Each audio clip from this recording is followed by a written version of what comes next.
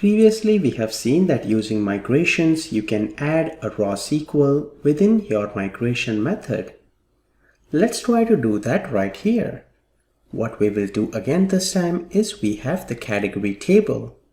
So let's manually enter some data using migrations. So for that, the first thing we'll do is we'll open up our package manager console, and let me try to add a new migration here on the data access. Add raw category to table.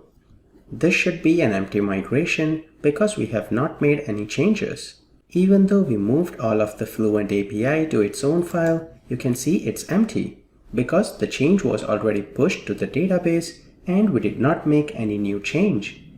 That being said, if we want to execute SQL statements, we have to use the migration builder.sql, and we can type our SQL command here. So if we switch to our SQL server and if we take a look at the TBL category, select top 1000, we only have two rows, category ID and category name. ID is a primary key, so we only need to supply category name here. So let's do that in the SQL statement. Insert into, let me copy the table name.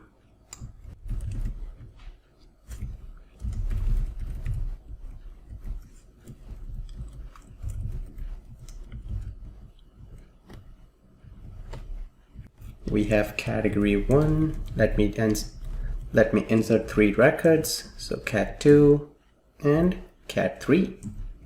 Great.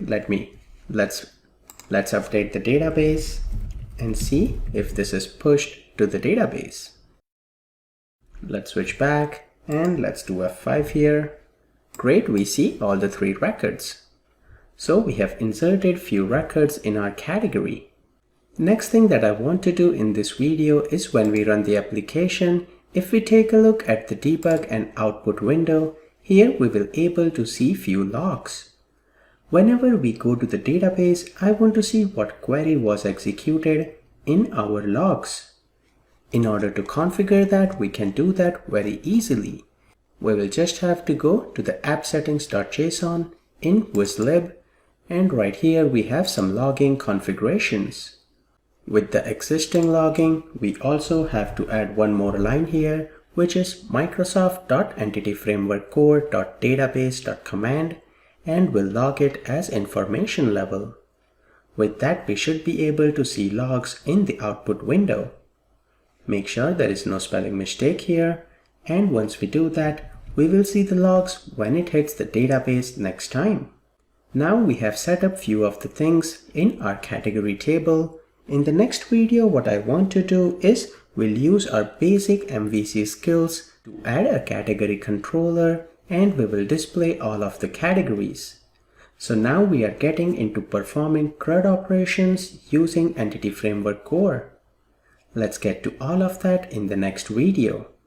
If you have no idea about CRUD operations or how MVC works, I would highly recommend my free course on ASP.NET Core that you can find on Bruggen.com.